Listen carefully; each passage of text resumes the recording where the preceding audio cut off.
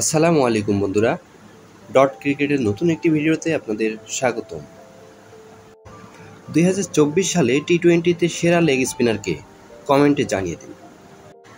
বন্ধুরা, আজকের এই ভিডিও থেকে জেনে নেব 2024 সালে টি-20তে বাংলাদেশি লেগ স্পিনার রিশাদ হোসেন এবং আফগানিস্তানি লেগ স্পিনার রশিদ খানের মধ্যকার টি-20 পারফরমেন্স।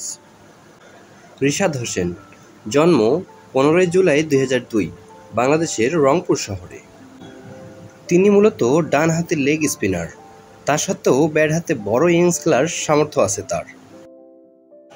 রশিদ খান, জন্ম 20 সেপ্টেম্বর 1998, আফগানিস্তানের নাঙ্গারহার শহরে। তিনি মূলত ডানহাতি লেগ স্পিনার, তিনিও ব্যাট হাতে অবদান রাখতে পারেন। 2024 সালে এ পর্যন্ত সর্বমোট 19টি ম্যাচ খেলেছেন বাংলাদেশি রিশাদ হোসেন। এই 19 ম্যাচে নিয়েছেন 26টি উইকেট, যেখানে ওভার প্রতি রান দেওয়ার গড় 7.56। এক ইনিংসে সর্বোচ্চ 22 রানে 3টি উইকেট শিকার করেছেন রিশাদ হোসেন। স্ট্রাইক রেট 15.2, অর্থাৎ প্রতি 15 বলে একটি উইকেট সংগ্রহ করেছেন রিশাদ হোসেন।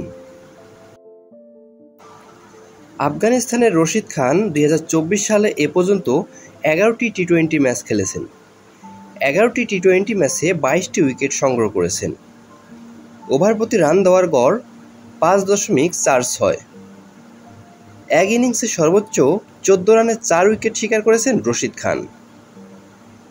স্ট্রাইক রেট 11.2, অর্থাৎ প্রতি 11 বলে একটি উইকেট শিকার করেছেন রশিদ খান। বন্ধুরা, আপনারা জানেন 2024 টি-20 বিশ্বকাপে সেরা লেগ স্পিনার ছিলেন বাংলাদেশি রিশাদ হোসেন। তা সত্ত্বেও সামগ্রিকভাবে 2024 সালে কে সেরা, কমেন্টে জানিয়ে দিন।